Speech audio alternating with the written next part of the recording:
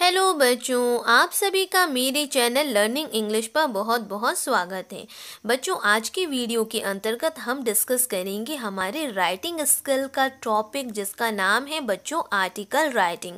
तो बच्चों, आज के वीडियो के अंतर्गत हम एक कंप्लीट एग्जाम्पल के माध्यम से समझेंगे कि आर्टिकल राइटिंग किस प्रकार से हमें जो है अपनी कॉपी पर तैयार करना है। और बच्चों, जैसे कि आप सभी को पता है कि इस वर्ष हमारे ब्लूप्रिंट में भी काफ़ी चेंजेस किए गए हैं और उनके साथ कई नए टॉपिक्स भी उसमें ऐड किए गए हैं। यानी कि जो आपके सिलेबस में तो है, परंतु जो ब्लूप्रिंट में अगर इन्होंने मेंशन कर रखा है तो इसका सिंपल शब्द यही है कि इनमें से क्वेश्चंस आपको बनने ही हैं। इसलिए बच्चों, हमें किसी प्रकार के रिस्क को नहीं लेना है और हमें अपनी तैयारी जो है भरपूर, यानी कि कंप्लीट एक तैयारी के साथ हमें जो है एग्ज़ाम को फाइट करना है और एग्ज़ाम पर अपीयर होना है।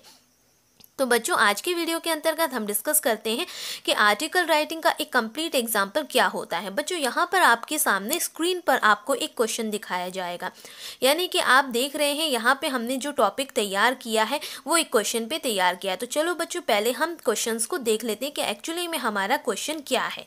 तो बच्चों, यहाँ पर मैंने क्वेश्चन तैयार किया है, ये है आपका क्वेश्चन। इस क्वेश्चन के ऊपर हमें जो है आर्टिकल तैयार करना है। तो बच्चों, आप देख पा रहे हैं यहाँ पे साफ लिखा हुआ है यू आर प्रीतम, और यहाँ पर हमने ये भी लिखा हुआ है write an article in 150 words on the topic grow more trees to reduce pollution for your school magazine.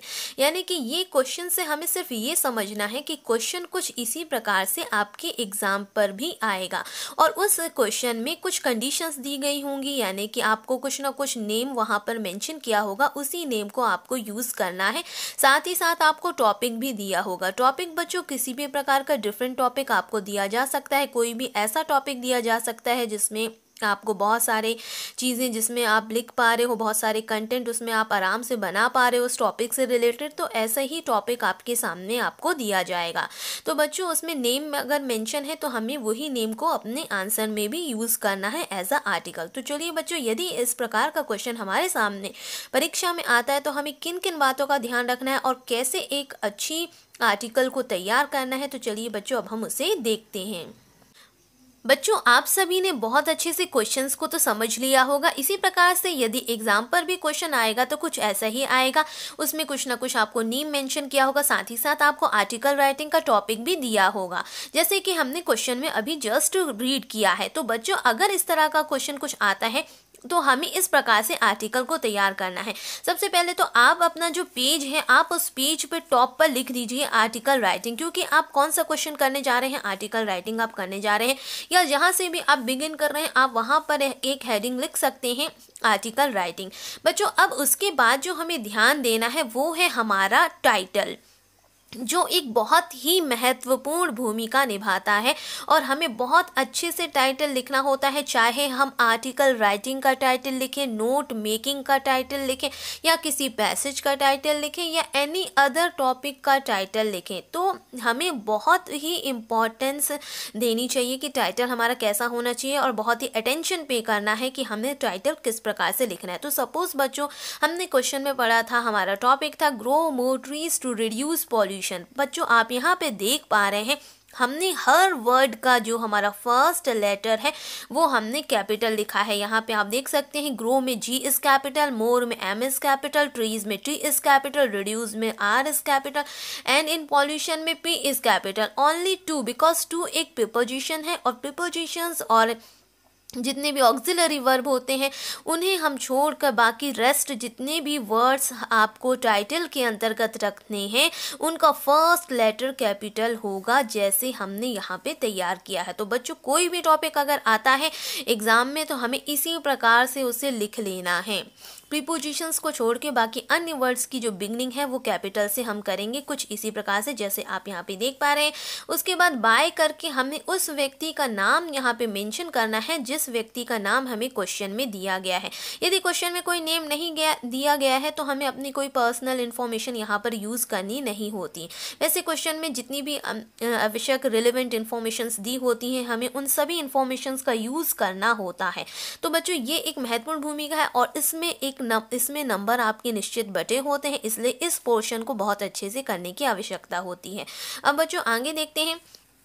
जब भी हम अपना फर्स्ट पैराग्राफ डेवलप करेंगे तो हमारा फर्स्ट पैराग्राफ हमारा डिपेंड करेगा कि हमारा टॉपिक क्या था, उस टॉपिक के बारे में हम क्या जानते हैं, उस टॉपिक से रिलेटेड सारी जो भी चीज़ें आपके दिमाग में हैं उनको दिमाग में रख कर हमें फर्स्ट पैराग्राफ तैयार करना होता है आर्टिकल राइटिंग का। तो बच्चों यहाँ पर आप देख पा रहे हैं, यहाँ पर इस प्रकार से हमने जो फर्स्ट पैराग्राफ यहाँ पे तैयार किया है, यहाँ पे दिया हुआ है pollution is one of the serious problem faced by the whole world. जैसे कि आप साफ देख पा रहे हैं, क्योंकि हमें साफ टॉपिक में ये हमने लिखा है कि ज़्यादा से ज़्यादा हमें पेड़ों को ग्रो करना है, लगाना है। क्या कम करने के? पॉल्यूशन को कम करने के लिए, यानी कि जो बढ़ती हुई समस्या है वो है पॉल्यूशन, और उसका सॉल्यूशन क्या है? Grow more trees. ये हमारा पूरा ओवरऑल थीम है।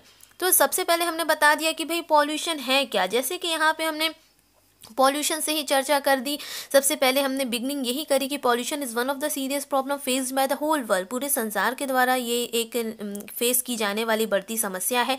Pollution is increasing day by day and it causes many diseases like lung cancer, cholera etcetera.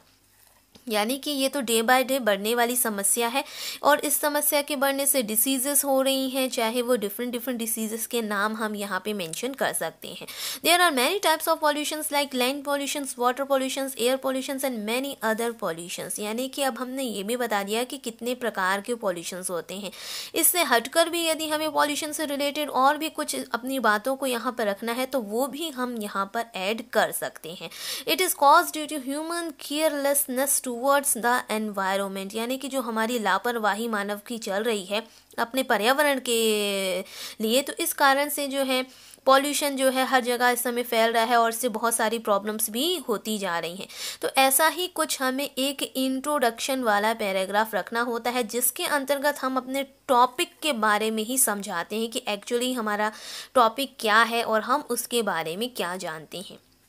बच्चों, जब हमारा फर्स्ट पैराग्राफ तैयार हो जाएगा, now let's begin to second paragraph. अब जब हम सेकंड पैराग्राफ शुरू करेंगे तो अब उसके लिए हमें विशेष ध्यान देखना है, ये देना है कि हमारे टॉपिक में कौन सी जो भी चीज़ हमने रखी है उससे रिलेटेड हमें कोई अगर फैक्ट, कोई हमें इशू, कोई हमें डेटा, या उसके कोई टाइप्स, कोई प्रकार, कुछ हमें ऐसी चीज़ें रिकॉर्ड, कुछ ऐसा हम बताना चाहते हैं तो उससे हमें बताना है। तो बच्चों, जैसे कि यहाँ हमें बोला गया था कि भाई ज़्यादा से ज़्यादा पेड़ों को लगाना है ताकि पॉल्यूशन को हम कंट्रोल कर सकें, तो यहाँ पे हमने उसी सब बातों को ध्यान में रखते हुए अपने सेकंड पैराग्राफ को डेवलप किया। सेकंड पैराग्राफ थोड़ा सा घना होता है, डेंस होता है, क्योंकि उसमें हम अपनी सारी चीज़ों का डिस्क्रिप्शन रखते हैं, यानी कि डिटेलिंग ज़्यादा रखते हैं, और डिटेलिंग भी हम अपने टॉपिक की ही रखते हैं। टॉपिक से रिलेटेड जितने भी फैक्ट्स एंड फैक्टर हमें मालूम है वो सारी चीज़ों का निचोड़ हम इसी पैराग्राफ में रखते हैं।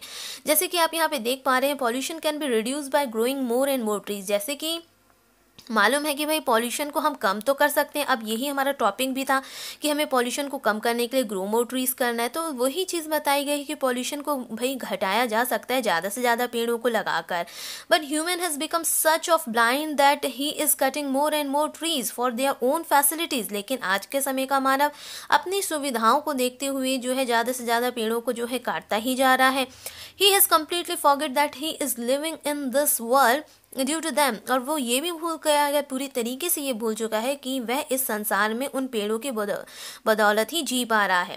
Trees provides us fruits, flowers, would, shades, oxygen. अब ट्रीज हमें वेरियस काइंड्स ऑफ जितनी भी चीज़ें हैं वो प्रोवाइड करते हैं। उन प्रोवाइड वाले लिस्ट में आप वेराइटीज़ यहाँ पे मेंशन कर सकते हैं, जितना भी आपको उससे रिलेटेड याद है, fruits, flowers, oxygen and whatever, आप सब यहाँ मेंशन कर सकते हैं। Trees roots and leaves are used for making medicine. अब ट्रीज तो ट्रीज, उसकी रूट्स, उसकी लीव्स, हर एक पार्ट उसका बहुत ही इंपॉर्टेंट होता है मेडिसिन बनाने के लिए। Trees provide us oxygen which is one of the most important component of human life. यानी कि एक मानव जीवन का सबसे महत्वपूर्ण घटक है वो है ऑक्सीजन। और ऑक्सीजन कौन प्रोवाइड करता है? हमें पेड़ों से ही मिलता है। And also act as a purifiers of by inhaling carbon dioxide and exhaling oxygen. यानी कि वो जो है ऑक्सीजन हम उनके द्वारा, पेड़ों के द्वारा जितनी भी वो हमारी CO2 होती हैं उसको जो है खींच लेते हैं, ग्रहण कर लेते हैं, और बदले में हमें प्योर हमें क्या प्रदान करते हैं? ऑक्सीजन। तो ये भी एक प्रक्रिया पेड़ों के द्वारा की जाती है। Human get numberless advantages from trees, but why he is cutting trees. अब यहाँ पे क्वेश्चन भी है कि भाई बहुत से असीमित कहना चाहिए फ़ायदे हैं, पर फिर भी मानव क्यों काट रहा है पेड़ों को। And we all are well known that without trees we can't live in this world. और हम सभी ये जानते हैं, बहुत अच्छी तरीके से इस बात से परिचित हैं कि बिना पेड़ों के हम अपना जीवन इस संसार में नहीं जी सकते।